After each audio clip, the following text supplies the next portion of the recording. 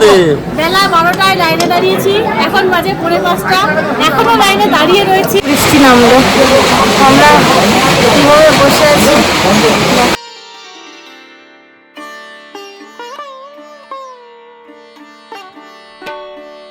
আজকের গল্পটা শুরু হচ্ছে হরিদ্বার থেকে। কিভাবে আমরা হরিদ্বার থেকে কেদারনাথ পর্যন্ত পৌঁছালাম সেটাই আজকে তোমাদের বলবো।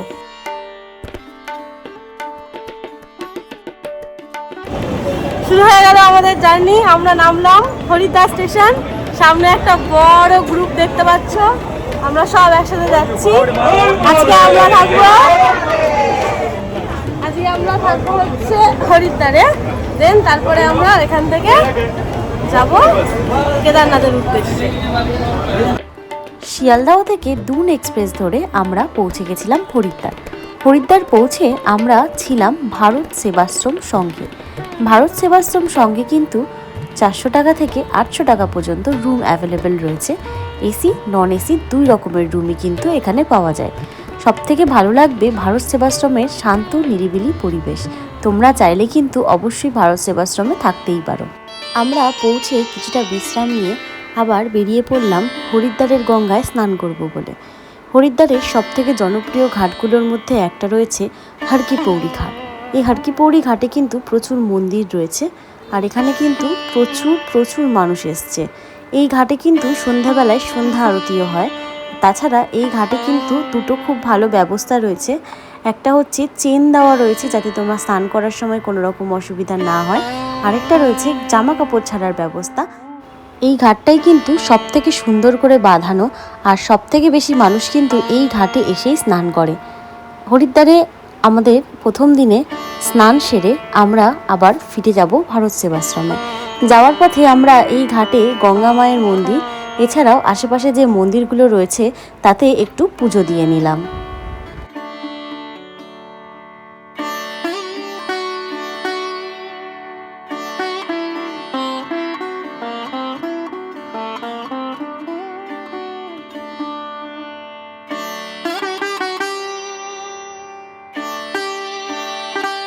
স্নান সেরে আবার চলে আসলাম ভারত সেবাশ্রমে। এখানেই আমরা রয়েছি আজকের দিনটা। আর দুপুরবেলায় এখানে 40 টাকার কুপন কেটেছি মহাপ্রসাদ খাবো বলে। আমরা হরিদ্বারে এসে স্টে করেছি ভারত সেবাশ্রমে। ভারত সেবাশ্রমে দুপুরবেলা লাঞ্চ আমরা এখন করব। লাঞ্চের একটা এখানে দারুণ নিয়ম আছে, সেটা হচ্ছে এখানে থালা রয়েছে।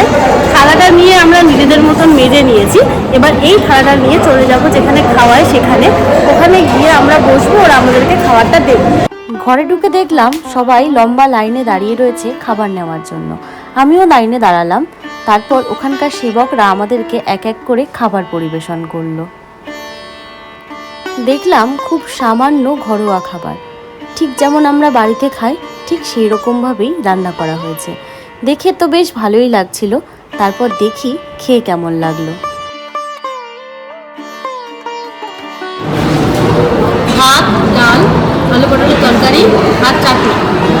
সত্যি বলছি বেশ ভালোই খেতে। হরিদ্বারে আমরা আছি ভারত সেবাশ্রমে। দুপুরের লাঞ্চ করে আমরা এখন বেরোচ্ছি ঋষিকেশ দেখতে। এখান থেকে কিন্তু ঋষিকেশ যাওয়া খুবই সহজ, আর এখান থেকে অনেকভাবেই ঋষিকেশ যাওয়া যায়। তবে আমরা এখন কোনো গাড়িতে করে ঋষিকেশ যাব, খুব একটা বেশি দূরে নয় এখান থেকে ঋষিকেশ। সেই ডিটেলসটাও আমি তোমাদেরকে দেবো। এখন ঘুরে আসি ঋষিকেশ। হরিদ্বার থেকে ঋষিকেশ আসতে মাত্র টাইম লাগে 40 থেকে 45 মিনিট, আর তার জন্য পাওয়া যায় শেয়ার গাড়ি বা অটো। যদি তোমাদের মনে হয় হরিদ্বারে বিকালবেলা ভালো লাগছে না, একটু ঋষিকেশ ঘুরে আসি, তাহলে কিন্তু তোমরা অবশ্যই ঋষিকেশে ঘুরে যেতে পারো। ঋষিকেশ কিন্তু খুব সুন্দর একটা জায়গা। এখানে কিন্তু রিভার রাফটিংও হয়। যদি তোমাদের একটু সাহস থাকে তাহলে কিন্তু তোমরা রিভার রাফটিংও করতে পারো। আর যদি সেরকম সাহস না থাকে তাহলে কিন্তু তোমরা 100 টাকা করে টিকিট কেটে অবশ্যই বোট রাইডটা করে নিও। ঋষিকেশে কিন্তু রয়েছে প্রচুর সাইট সিন। পুরো ঋষিকেশ ঘুরে দেখতে সময় লাগে 1 থেকে 2 দিন।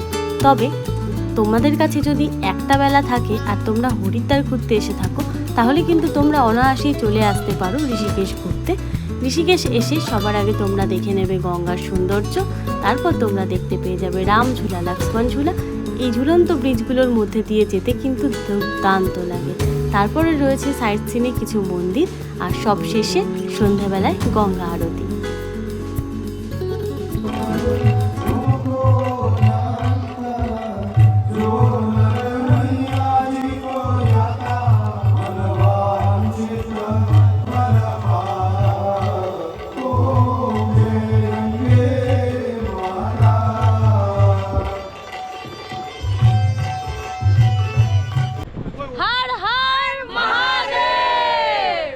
চালু হয়েছে তো? তারপরে জয় শ্রী কেদারনাথ, জয় শ্রী কেদারনাথ, জয় শ্রী বদ্রী, জয় শ্রী বদ্রী। আমরা এখন যাচ্ছি হরিদ্বার থেকে সোনপ্রয়াগ, তারপর কালকে আমরা ওখান থেকে যাব কেদারনাথ। আমাদের পুরো টিম রয়েছে পিছনে। আজকে আমরা একটা ট্রাভেলার গাড়ি করে যাচ্ছি, আর আশা করছি আমরা দারুণ মজা করব। দ্বিতীয় দিন আমরা বেরিয়ে পড়লাম সোনপ্রয়াগের উদ্দেশ্যে। আমরা টোটাল 15 জন ছিলাম, একটা ট্রাভেলার গাড়ি ভাড়া করেছিলাম।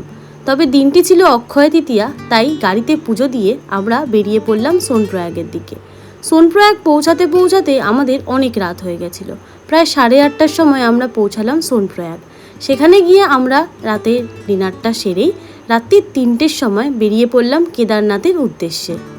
সকাল 3:30 আমরা এসে পৌঁছালাম গৌরীকুণ্ড। এখানে কিন্তু আমাদের লাক এতটাই ভালো ছিল যে আমরা ঠিক সোনপ্রয়াগে আমাদের হোটেলের সামনে থেকে পেয়ে গেছিলাম গাড়ি, তাই আমরা গাড়ি করে চলে এসেছি গৌরীকুণ্ড। যদি জ্যাম থাকে রাস্তায় তাহলে কিন্তু গৌরীকুণ্ড পর্যন্ত হেঁটেই আসতে হয়, আর কোনো অপশান নেই। কিন্তু আজকে আমাদের লাক ভালো ছিল, তাই আমরা একটা গাড়ি পেয়েছি। এবার আমরা এখান থেকে হাঁটা স্টার্ট করব। কেদারনাথে চড়াই পথে ওঠার আগেই সবার প্রথম আমরা দেখতে পাবো গৌরীকুণ্ড, যেখানে রয়েছে গৌরী মাতার মন্দির। গৌরী মাতার আশীর্বাদ নিয়ে আমরা এই পথে এগিয়ে চললাম। এখানে কিন্তু একটা গরম জলের কুণ্ডও আছে। কেউ কেউ এই গরম জলের কুণ্ডতে স্নান করে তারপর যাত্রা শুরু করে। যাওয়ার পথেই আমরা প্রথমে দেখতে পেলাম প্রচুর ঘোড়া আর পিঠু দাঁড়িয়ে রয়েছে। তোমরা যদি চাও তাহলে কিন্তু ঘোড়া বা পিঠু করেও ওপরে যেতে পারো। ধীরে ধীরে দিনের আলো প্রকাশ পেল। ভোর রাতে আমরা যাত্রা শুরু করেছিলাম, এখন বাজে সকাল 6টা। চারিদিকে সৌন্দর্য দেখে সত্যি দারুণ লাগছে। চন্দনদা, হর হর মহাদেব, হর হর মহাদেব। আমরা টুকটুক করে হাঁটা শুরু করলাম। আমাদের প্রথমে পৌঁছাতে হবে জঙ্গল চাট্টি, যেখানে গিয়ে আমরা ব্রেকফাস্ট করার জন্য কিছু দোকান পেয়ে যাব।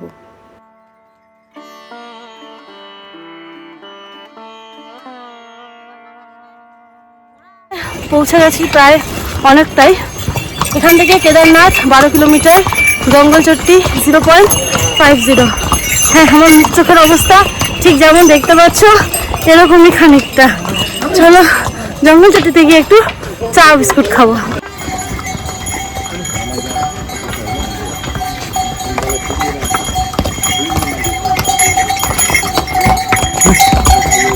হর হর মহাদেব, হর হর মহাদেব। পৌঁছে গেছি জঙ্গলচট্টি। এখানে ব্রেকফাস্টের ব্যবস্থা আছে, তোমরা চাইলে এখান থেকে ব্রেকফাস্ট করে নিতে পারো। এখানে অনেক হোটেল আছে, এদিকে একটা অনেক হোটেলও আছে, আর এখানে কিন্তু টয়লেটও আছে, তোমরা এখানে পেয়ে যাবে। আর এখান থেকে ব্রেকফাস্ট করে তারপরে আমরা আগের দিকে এগোবো।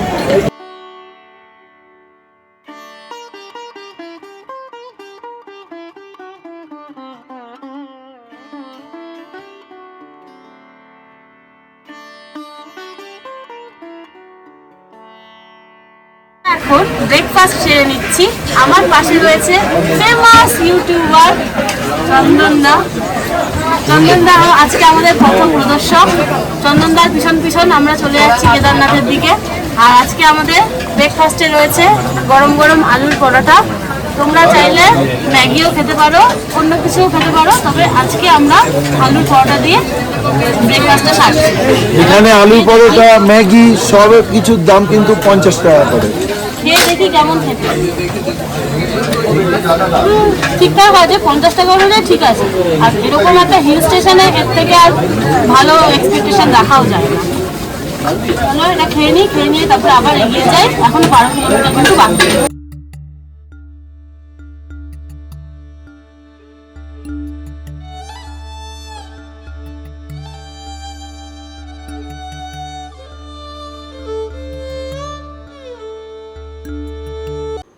জঙ্গলচট্টিতে একটু বিশ্রাম নিয়ে কিছুটা খাওয়া দাওয়া করে আবারও এগিয়ে চললাম আমাদের যাত্রাপথে।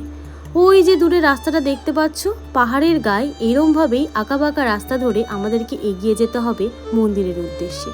প্রত্যেক বছর প্রচুর মানুষ এইভাবেই হেঁটে হেঁটে বাবার কাছে যায় বাবার দর্শন করতে। চলো তোমাদেরকে বাকি পথটা দেখাই। রাস্তায় কিন্তু প্রচুর দোকান রয়েছে, আর রয়েছে ছোট ছোট বিশ্রাম করার জায়গা। হাঁটতে হাঁটতে হাঁপিয়ে গেলে অথবা অসুস্থ বোধ করলে এই সমস্ত বিশ্রাম করার জায়গায় তোমরা খানিক বসে নিতে পারো। এছাড়াও কিন্তু আরও অনেক ফেসিলিটিস রয়েছে, যেমন এখানে কিন্তু কিছুক্ষণ পরপরই বাথরুম রয়েছে মহিলা এবং পুরুষ দুজনের জন্যই। তাছাড়াও রয়েছে মেডিকেল ক্যাম্প, যদি তোমরা মেডিকেল কোনো রকম ট্রিটমেন্ট চাও তাহলে কিন্তু অবশ্যই এই মেডিকেল ক্যাম্পগুলো থেকে হেল্প নিতে পারো, তবে সেটা সকাল 8টার পরে। যদি তোমরা হেঁটে আসতে না চাও তাহলে কিন্তু হেলিকপ্টারও কেদারনাথ ধাম নিয়ে যায়, তবে সেটা আগে থেকে অনলাইনে টিকিট বুক করে নিতে হবে। হাঁটতে হাঁটতে আমরা প্রায় ভীমবলির কাছাকাছি পৌঁছে গেলাম। এখান থেকে কেদারনাথ বাকি এখনও 10.5 কিলোমিটার। যাওয়ার পথে দেখলাম প্রচুর মানুষ ঘোড়ায় চেপে ওপরে যাচ্ছে।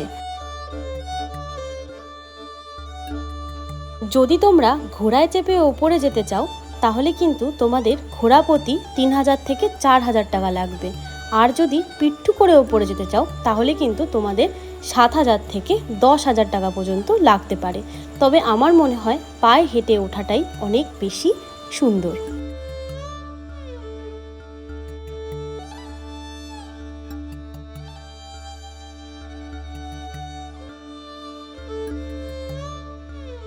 যদি তোমরা হেঁটে হেঁটে আসো তাহলে তোমাদেরকে এখন একটা রাস্তা দেখাই। এখানে রয়েছে দুটো রাস্তা, একটা দেখছো নিচে নেমে যাচ্ছে, একটা যাচ্ছে ওপরে। নিচের যে রাস্তাটা সেটা শুধুমাত্র কিন্তু ঘোড়ার রাস্তা, ঘোড়ায় চেপে যারা যাবে তাদের জন্য। এই রাস্তা কিন্তু 2 কিলোমিটার বেশি পড়ে। আর ওপর দিকে যে রাস্তাটা উঠে গেছে দেখছো, সেটা হচ্ছে পায়ে হেঁটে যাওয়ার রাস্তা। তবে তোমরা চেষ্টা করবে এই পায়ে হেঁটে যাওয়ার রাস্তাটাকেই নেওয়ার।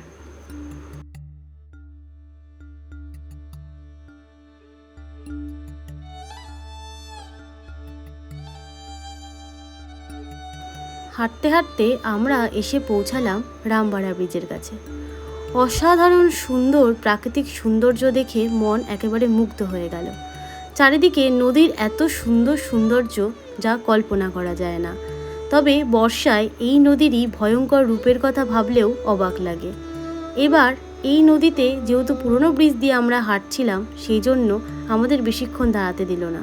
তবে ব্রিজটা ক্রস করার পরেই দেখলাম চড়াই আরও বেড়ে গেছে। আরও উঁচু রাস্তা ধরে আমরা এগিয়ে চললাম কেদারনাথ মন্দিরের উদ্দেশ্যে।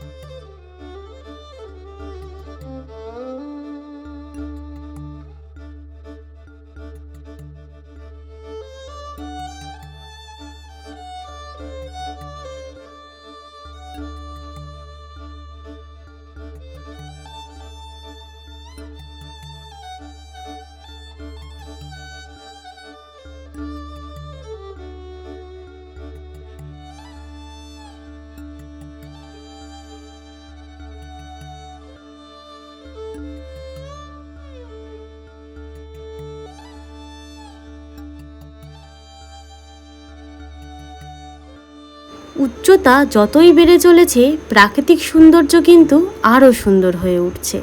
চারিদিকে শুধু বরফ আর বরফ। বরফের জমে থাকা ঝর্ণা থেকে যে জলটা নেমে আসছে তা দিয়ে অনেকেই হাত মুখ ধুচ্ছে। আর যাওয়ার পথে আমরা চারিদিকে শুধু দেখতে পাচ্ছি বরফ আর বরফ।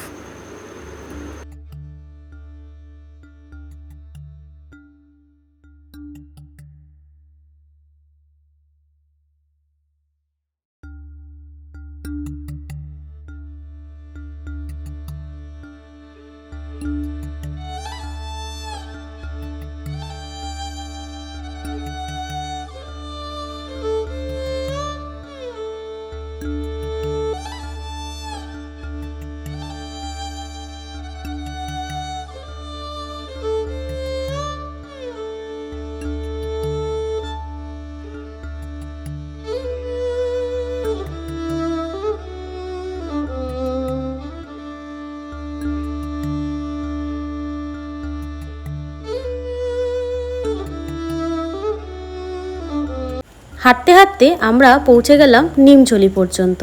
নিমচলি পৌঁছে শুনলাম বাবার ডুলি আসছে, তাই জন্য আমরা ডুলির জন্য কিছুটা অপেক্ষা করে গেলাম।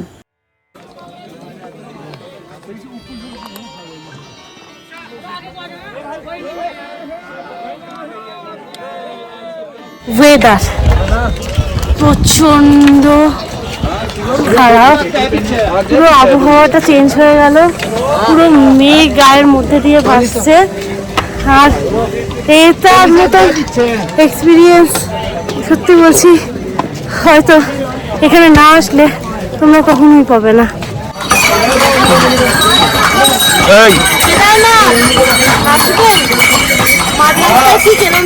যাবেন না তো, যে কি অবস্থা বলার মতন নয়। চারিদিকে মেঘ করেছে, বৃষ্টি বৃষ্টি আসছে, আর হাঁপিয়ে বসে পড়েছি, আর শরীর চলছে না, এখনো 5 কিলোমিটার হাঁটতে হবে। যাই হোক, বাবার নাম করে হেঁটে ঠিক ওপরে উঠে যাবো। হর হর মহাদেব, হর হর মহাদেব। বৃষ্টি নামলো, আমরা কীভাবে বসে আছি দেখো, তো শেল্টারের তলায় কোনোরকমভাবে বসেছি।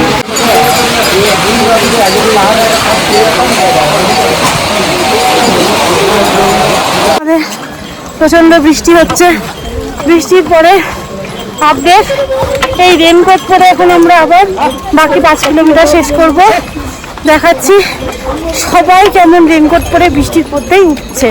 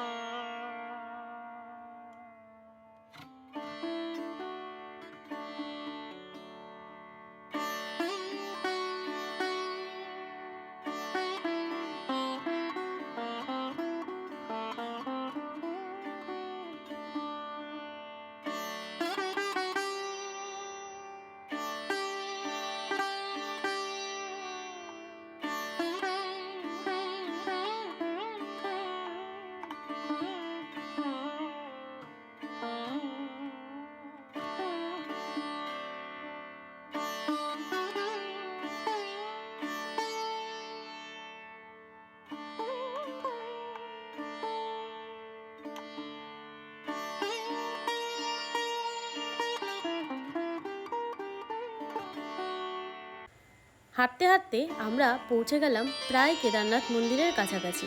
প্রথমেই আমরা দেখতে পেলাম ঘোড়া স্ট্যান্ড। এই ঘোড়া স্ট্যান্ডে কিন্তু ঘোড়া এসে তোমাদের নামিয়ে দেবে। এখান থেকে কিন্তু মন্দিরের দূরত্ব প্রায় 2 কিলোমিটার। এই 2 কিলোমিটার কিন্তু তোমাদেরকে হেঁটেই যেতে হবে। প্রথমেই দেখতে পাবে বেস ক্যাম্প। বেস ক্যাম্পে কিন্তু প্রচুর থাকার ব্যবস্থা রয়েছে। তোমরা চাইলে এখানে এসে বেস ক্যাম্পে টেন্ট ভাড়া নিয়ে থাকতে পারো। এছাড়াও প্রচুর খাবারের দোকানও রয়েছে। এখানে খাবার আর থাকার জায়গার কোনো রকম সমস্যা হয় না।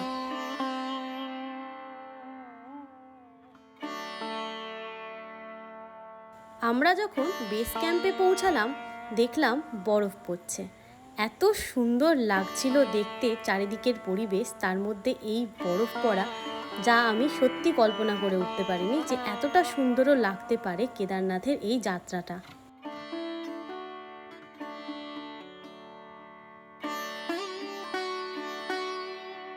মন্দির চত্বরে পৌঁছে আমরা সবার আগে টেন্টের দিকে চলে গেলাম। আমাদের আগে থেকেই GMVN এর টেন্ট বুক করা ছিল অনলাইনে। তোমরা চাইলে আগে থেকে বুক করে এই টেন্টে কিন্তু ভালোভাবে থাকতে পারো। জনপ্রতি 500 টাকা করে নেয়। রাতের ডিনার এবং বাথরুমের ব্যবস্থা কিন্তু এই টেন্টে থাকে।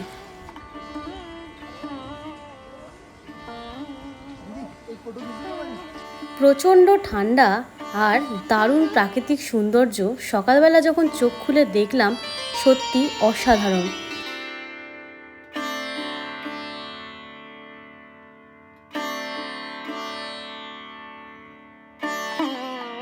প্রথম দিন মন্দির খোলার যে ভিড়টা ছিল সেটা কিন্তু সত্যি অকল্পনীয়।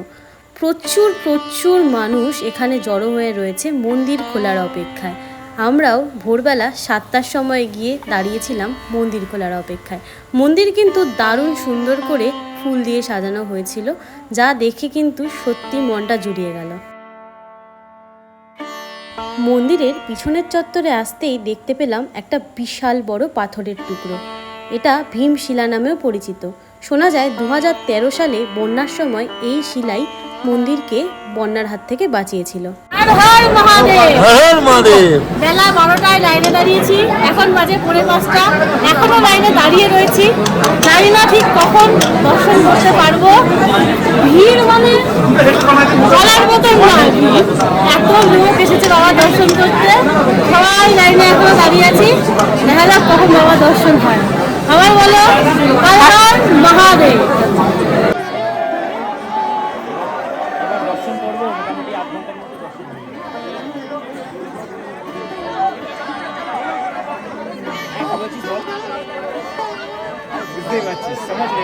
केदारनाथ बाबा की जय केदारनाथ बाबा की जय जय।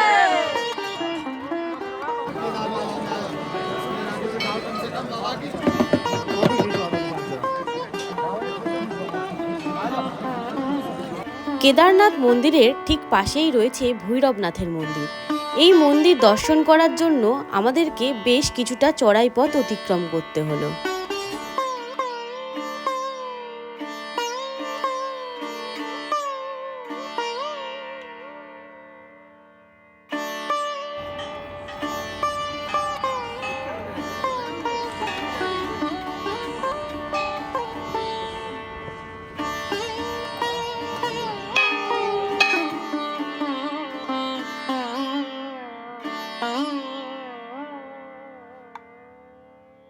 देखो देखो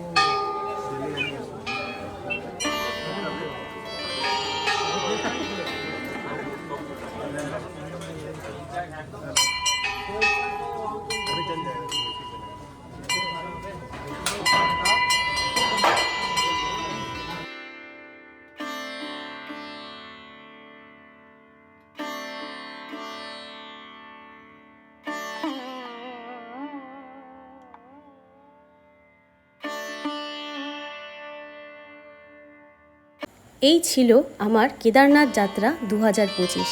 সত্যি কথা বলতে আমি শুনেছিলাম বাবার ডাক না আসলে কেউ কেদারনাথ যেতে পারে না।